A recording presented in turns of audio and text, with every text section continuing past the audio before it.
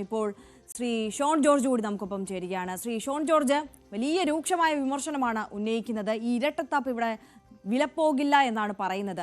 സഭ അകലുകയാണോ BJP-യിൽ നിന്ന്? അല്ല, ഈ എഡിറ്റോറിയൽ അവിടെ ചെയ്ത ആളാരാന്ന് കൃത്യമായി നോക്കിയാൽ കഴിഞ്ഞ UPA ഭരണകാലത്ത് എല്ലാ കാലത്തും കോൺഗ്രസിന്റെ പ്രധാനമന്ത്രിമാർ യാത്ര ചെയ്യുന്ന ഫ്ലൈറ്റിൽ സ്ഥിരം ഇടം നേടിച്ചിരുന്ന ഒരാളാണ്. ആ എഡിറ്റോറിയൽ സ്ഥിരമായിട്ട് എഴുതുന്നത്. അദ്ദേഹം ഒരു കോൺഗ്രസ് അനുഭാവിയാണ്, കടുത്ത BJP വിരുദ്ധനാണ്. അതല്ല ഇവിടുത്തെ വിഷയം. ഞാൻ ആ വിഷയത്തിലേക്ക് കിടക്കുകയല്ല.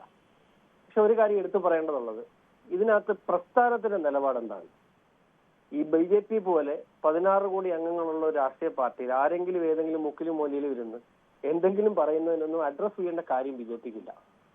പിന്നെ ഏതെങ്കിലും ഇത്തരത്തിലുള്ള വിഷയങ്ങൾ ഞങ്ങളുടെ ശ്രദ്ധയിൽപ്പെട്ടാൽ കൃത്യമായി പറയാം. അതിനകത്ത് ഇപ്പൊ BJPയെ സംബന്ധിച്ചിടത്തോളം ഓൾ ഇന്ത്യ ലെവലിൽ ക്രൈസ്തവ മിഷണറിമാര് അല്ലെങ്കിൽ ക്രൈസ്തവ സ്ഥാപനങ്ങൾക്കോ ഇതര സ്ഥാപനങ്ങൾക്കോ, ഈ ക്രൈസ്തവ മാത്രമല്ല, എന്തെങ്കിലും ഇത്തരത്തിലുള്ള വർഗീയപരമായ ഇഷ്യൂസ് ഉണ്ടായാൽ അത്തരം കാര്യങ്ങളെ കൈകാര്യം ചെയ്യാൻ BJPക്ക് ഇപ്പോൾ വ്യവസ്ഥാപിതമായ ഒരു കൃത്യമായൊരു സംവിധാനമുണ്ട്. ആ സംവിധാനത്തെ കൃത്യമായി വർക്കൗട്ട് ചെയ്താണ് നമ്മൾ മുമ്പോട്ട് പോകുന്നത്. ഇപ്പൊ ഇത്തരത്തിലുള്ള വിമർശനങ്ങൾ വരുമ്പോൾ അതിന് നിലപാടാണ്. ഇപ്പൊ ഈ കേരള BJPയുടെ നിലപാടെന്താണ്, കേന്ദ്ര BJPയുടെ നിലപാട്, ഈ നിലപാടിനെ ഞങ്ങൾക്ക് അഡ്രസ് ചെയ്യാൻ പറ്റുള്ളൂ. ഏതെങ്കിലും സംസ്ഥാനത്തിരുന്ന് ഏതെങ്കിലും വിവരദോഷി എന്തെങ്കിലും പറഞ്ഞാൽ അതിനൊന്നും മറുപടി പറയാൻ ഞങ്ങൾക്ക് കഴിയില്ല. കാരണം 16 കോടി അംഗങ്ങളുള്ള രാഷ്ട്രീയ പ്രസ്ഥാനമാണ്.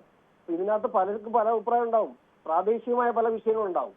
ഇപ്പോ കണ്ണൂര് പക്ഷെ ഒരു സഭയുടെ മുഖപത്രമായി നിലനിൽക്കുന്ന ഒരു പത്രത്തിന് അത് മുഖപ്രസംഗം എഴുതുമ്പോൾ അത് വെറും ഒരു വ്യക്തിയുടെ മാത്രം നിലപാടായി കാണാൻ സാധിക്കുമോ ശ്രീ ഷോൺ ജോർജ്? സഭയുടെ മുഖപത്രം ഇതിനു മുമ്പ് കഴിഞ്ഞ വഖഫ് ഭേദഗതി നിയമം വന്ന സമയത്ത് കോൺഗ്രസിന്റെ MLA-മാരോട് വഖഫ് ഭേദഗതി നിയമത്തെ പിന്തുണയ്ക്കണമെന്ന് പറഞ്ഞിരുന്നു. എന്നിട്ട് കോൺഗ്രസ് പിന്തുണച്ചോ? അതിനെക്കുറിച്ച് ഇവിടെ നിങ്ങളാരും ചർച്ച ചെയ്ത് കണ്ടില്ല. പക്ഷേ കോൺഗ്രസ് പിന്തുണച്ചോ? ഇല്ലല്ലോ. ഇതേ മുഖപത്രം എഴുതി ദീപിക, എന്നിട്ട് അതിന് പിന്തുണച്ചില്ല. പക്ഷെ നമ്മൾ മനസ്സിലാക്കേണ്ട ഒരു വിഷയം, ഇത്തരത്തിൽ ഇപ്പൊ മണിപ്പൂർ വിഷയമായി കൊണ്ടുവരുന്നത്, മണിപ്പൂർ എന്താ വിഷയം എന്നുള്ളത് ഇവിടുത്തെ മുഴുവൻ മതമേലധ്യക്ഷന്മാർക്കും കൃത്യമായിട്ട് അറിയാം. അതിനകത്ത് BJPയുടെ നിലപാട് എന്താണെന്നും BJP എന്ത് ചെയ്തു എന്നൊക്കെ വളരെ കൃത്യമായിട്ട് അറിയാം.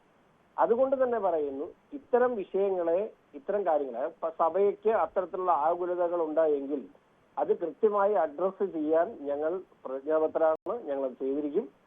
പക്ഷേ ഈ DCBയിൽ മുഖപത്രം വരുന്ന പല കാര്യങ്ങൾക്കും പല രാഷ്ട്രീയം അതിനകത്തുണ്ട്. അതിനകത്തൊന്നും ഞങ്ങൾക്ക് ആകുലതകളില്ല.